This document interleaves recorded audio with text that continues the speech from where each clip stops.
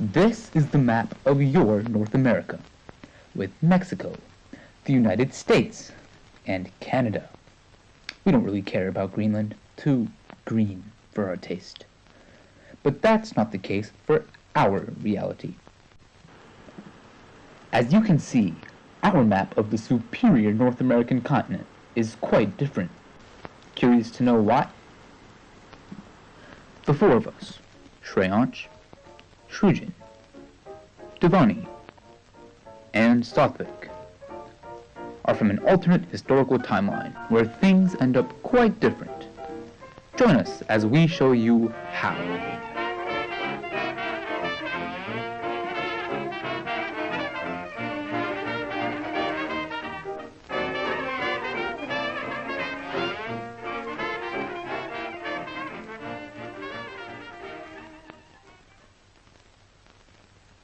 Bonjour, my name is Muswa. I know humans from your timeline tend to be a little idiotic, but how could you let the tiny little virus keep you trapped in cages for over 7 months? We had this epidemic, yes, but it was only an epidemic because the world got together and we stopped it in less than a month. It's also highly disappointing that you guys are the only timeline in the multiverse who doesn't know about the multiverse. I mean, we've given you so many hints over the years, you just can't seem to figure it out. Anywho, we'll start with the year 1791, which was the beginning of the Haitian Revolution. Now, in your history, this revolt was really successful, but that isn't the case with us, because in the United States wanted to help out their fellow French brothers and sisters, and in 1802, they crushed the otherwise only successful slave revolution in history.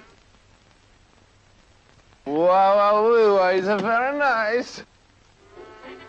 Of 1812 in our timeline, the British were getting pummeled by the French.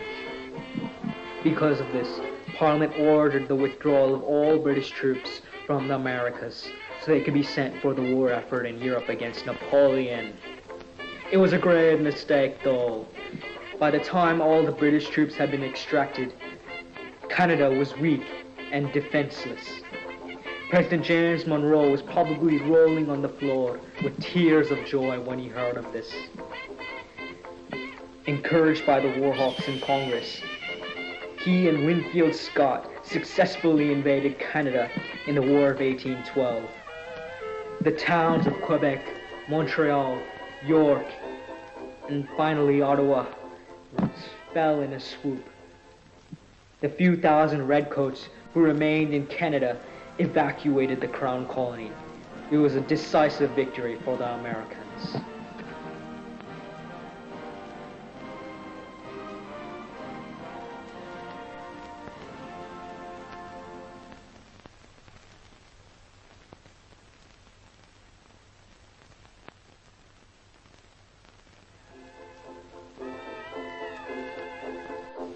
The Louisiana Purchase was a pretty sweet deal for your history. It gave a lot of great land for pretty cheap. However, since we helped the French emerge victoriously against their slave-ridden colony, the French wanted to continue in the colonizing enterprise and had no desire to give us the Louisiana territory at all. Ouch. It's a shame that we couldn't get a control over the vast territory, but you know what they say, if you can't purchase French land, take over Canada instead. Oh, they don't say that here. Well, you really should. It's a pretty great saying. I can think of at least one instance where I would use that. Anywho, since we couldn't expand west, we took over Canada instead during the very short War of 1812. The Canadians were nice enough to be taken over, except for the Canadians who weren't nice. They fled to the Bahamas. How sweet. As the 19th century progressed, slavery had begun to fade from the nation, and abolitionist feelings ran higher than in reality. There was no Missouri Compromise that occurred to come up with a way to admit new slave states to the Union, since Missouri was part of the French-controlled Louisiana Territory. It's not like Missouri is an important state anyway. What else do they have other than that stupid arch? And if you're from Missouri, I'm not sorry. In the 1820s, there were lots of talks about the South seceding from the North and creating their own nation based on slavery. Before these rumors could come true, however, the Union got neighboring France, who were still occupying Louisiana territory, to place pressure on the South, and there was no civil war in reality, thank God. I know France doesn't seem scary, but man oh man was that a huge national threat back in the day. Their cheese too, enough to scare your digestive system. I bet that's how they planned on preventing the South from seceding, but don't tell anyone. I don't think France wants you to find out.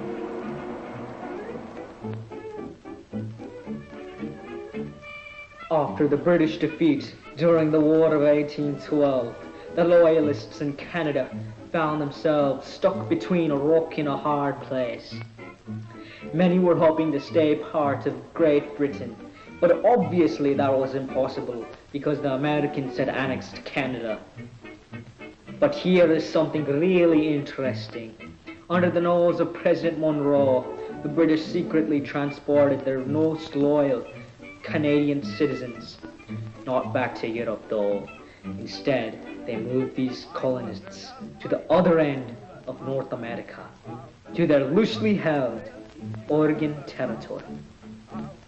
This isolated British colony became pretty successful, and it grew quickly because of the new settlers who came in from Canada. By the 1870s, these colonists called themselves Cascadians for the great mountain range that sprawled through the Oregon Territory. In 1900, the Oregon Territory, which had been controlled by the British for the past 77 years, finally gained its independence from the United Kingdom. Many Cascadians sobbed that day. It was terrible. Everyone loved the redcoats there, unlike a certain 13 colonies. In the place of the Oregon Territory, a new independent state called Cascadia is created. Think of it as Washington, Oregon, and British Columbia in your timelines all combined together. The United States would soon recognize it a year later in 1901. I myself hail from this great nation. I am a Cascadian, true and proud. During the World Wars, the United States was extremely powerful, especially with the addition of Canada. France was able to propel since military factories in Louisiana provided equipment for troops to use for fighting in Europe. The Nazis did not have as much time to consolidate their military might, and it takes less time for Hitler to be defeated. As we have proved earlier, we've done some research on you all, and it turns out you let the man escape to Argentina. I mean, how? Hello? Yeah. What was that? They weren't supposed to know? Oh, crap. Or whatever, I'm too mad at them to care. How could you? How could you let a man like Hitler run away to Argentina? He deserved to die by the guillotine, and in our world, he did.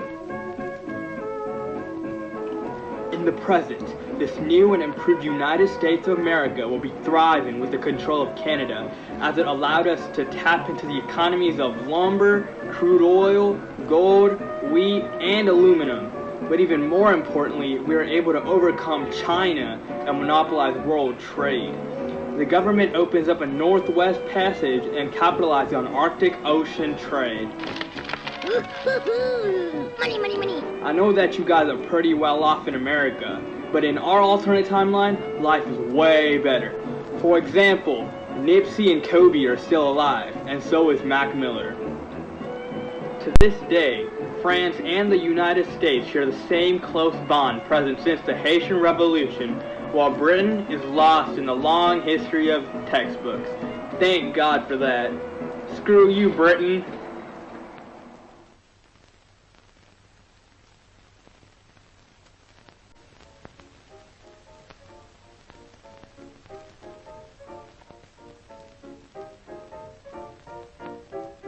To learn more about our superior historical timeline, purchase our superior textbook, A Tale of the States, only 45,620 Anglo francs. Oh, wait, you guys use dollars. That's pretty stupid.